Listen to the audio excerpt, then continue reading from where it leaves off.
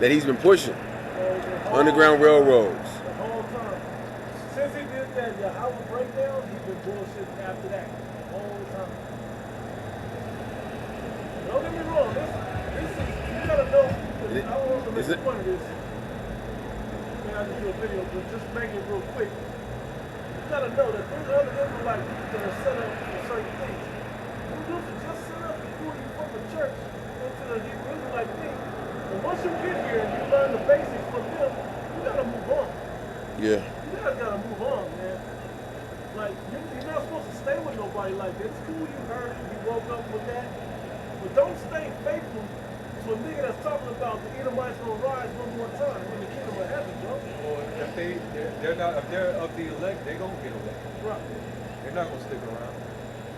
Just like some of these dudes that's teaching the ridiculousness, the MOTV doctrine that they teaching.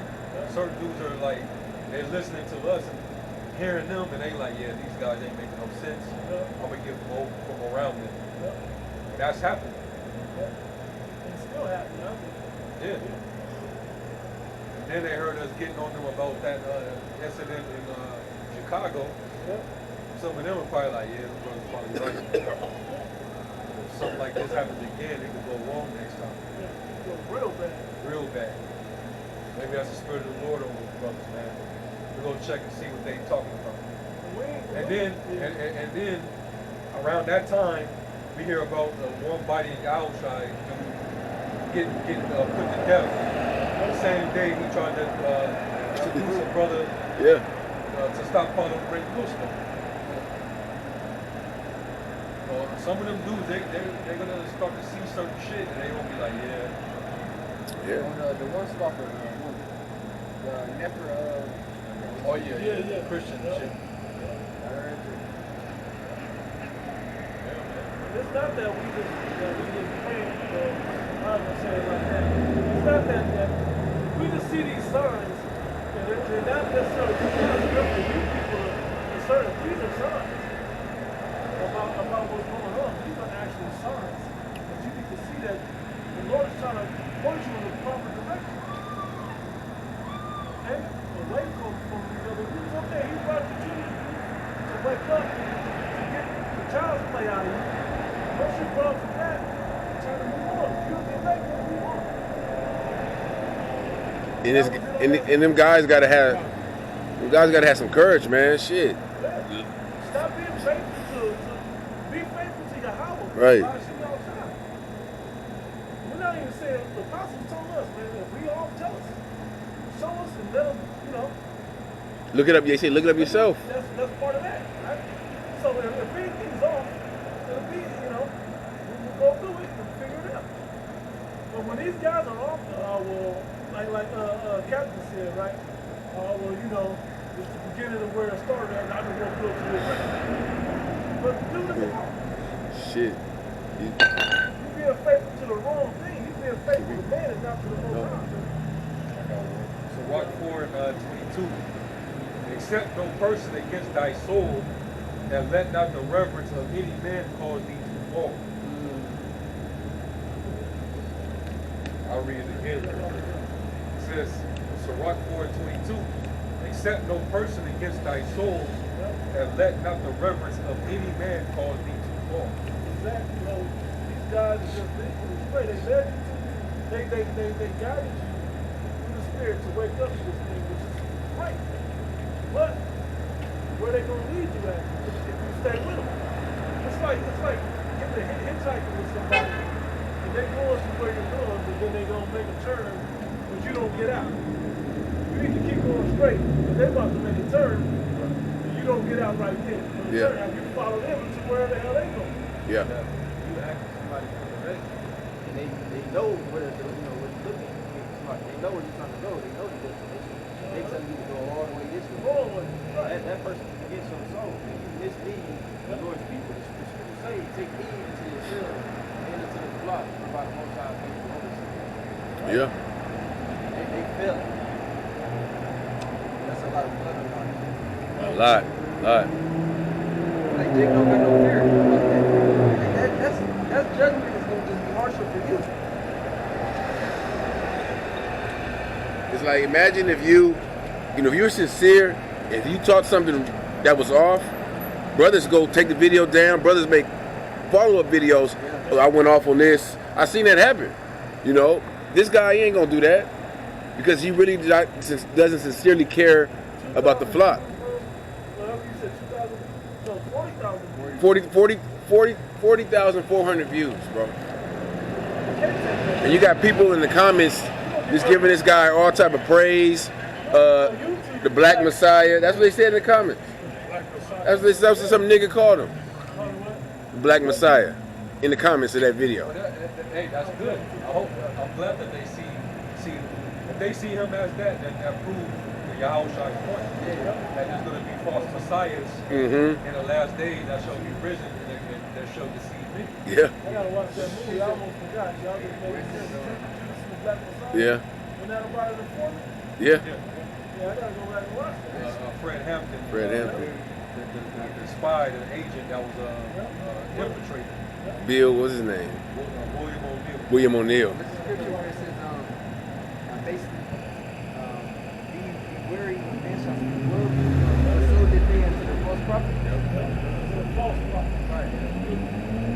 This is Ezekiel 14. Ezekiel 14, 7. It says, for every one of the house of Israel or of the stranger that sojourned in Israel was separated himself from me and set up his idols in his heart and put up a stumbling block of his iniquity before his face and come to a prophet to inquire of him concerning me, I the Lord will answer him by myself.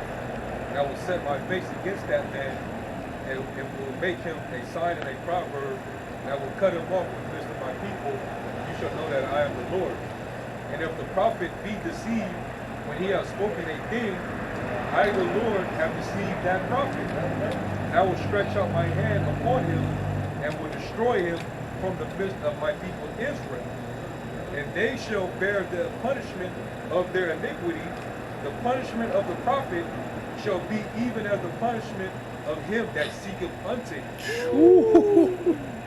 So at the end of the day, we know, Nate was being a false prophet because the Lord made him be a false prophet.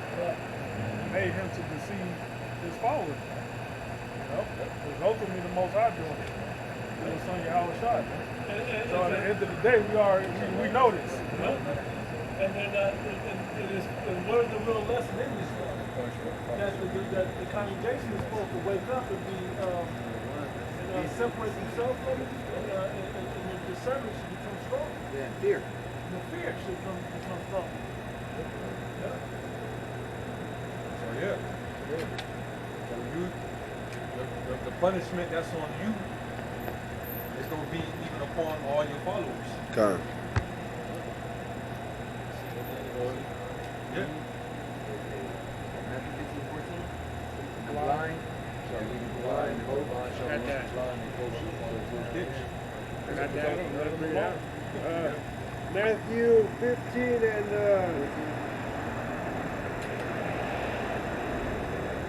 Yeah,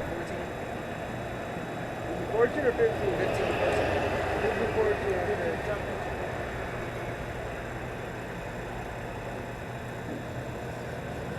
Okay. God. I'm a NIV, yeah. Read all the first folks. Okay. NLT, Matthew 15, and start at 13, is that fine? Yeah, Yahushua replied, every plant not planted by my heavenly Father will be uprooted. So ignore them. They are blocked. In other words, if the Lord called you into this thing, you're not of the elect, there's something that's going to uproot you. And you're going to wither away. Whether it's by a seducing spirit, coming with doctrine of devils, a false prophet, false teacher leading you astray, causing you to err away from the true understanding. That means that the Lord didn't really plant you. Because you're not part of that foundation. Alright? Go ahead. So ignore them. they are blind guides leading the blind. And if one blind person guides another, they will both fall into a ditch. That's it. And we know, we believe Nate he's not blind in a sense of he doesn't really know the real great, Of not knowing it. He does know the truth. That bag is what's making him act like he's blind. That's the worst type. That's terrible. You can't trust him. It's not a sincere mistake. That's not like they say ignorance is bliss. Somebody get a Exodus 23:8 in the NLT. Get that one.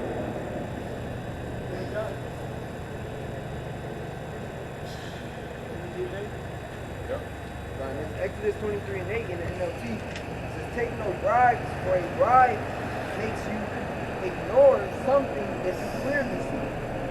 A bribe makes even a righteous person twist the truth. What did he say? That's not the time now.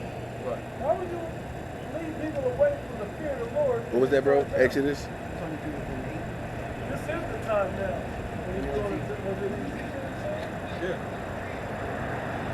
And they're talking about now. Dumb, stupid black Hebrew Israelites teach. Why would he say that? It's like, bro, we know why he said it, but like, so you calling yourself a black Hebrew Israelite, you dummy? You know when that's a code word. I know, yeah, but They'll never come out and say great deal stuff, man. Just come out and say it. Stop with that pussy, passive aggressive, subliminal shit. Because he- All name names. You gotta say that because you know they've been watching. They've been watching this, bro. You know this congregation tuned in. Hey, but you know, he ain't even really gotta call us out. Because all that's gonna happen is when he say something wrong, he go up on the doctrine, we gonna catch it anyway, and we still gonna get him. You know? That's just, you know, he ain't even gotta call us by name. Just go off. My letter possible life.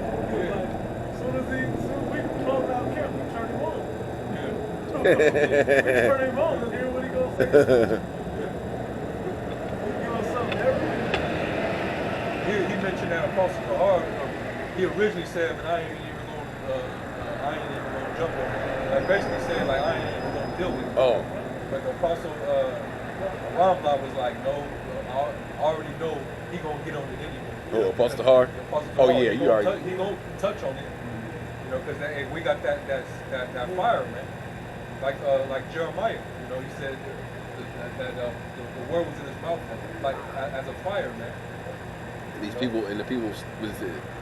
My words are fire and people stubble, something like that. People would, yeah. Yeah, he couldn't help it. So the fire, the word was in him. He was burning in him, man. So yeah, man, we hear that, we ain't gonna hold back either, man. You off. We ain't even begin to touch on the other side of what you were saying, talking about how the 2/3 are not gonna come back into it after the 1,000 years. You out your mind. So the elect are just gonna be in the kingdom. Ain't gonna be no marriage, no nothing going on. We gotta wait. We gotta wait. But Bugged out. So where the rest of the, because we're as the center of the seat, there's gonna be with many more Israelites that perish than those that be saved. So you telling me the majority of Israel, where are they gonna be during this time for those 1,000 years? You telling me there's gonna be heathens within that 1,000-year period being servants and helping to build up the kingdom, but the 2/3 are gonna be what, in a spiritual realm, or they're going to be in some place of torment? Where are they going to be?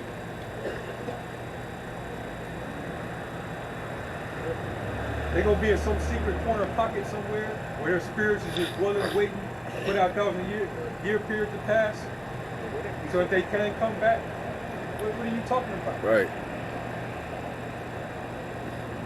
What about in Isaiah 11 where we were talking about it earlier? A child playing with poisonous snakes and leading a wolf or you know, Well, leading wild animals.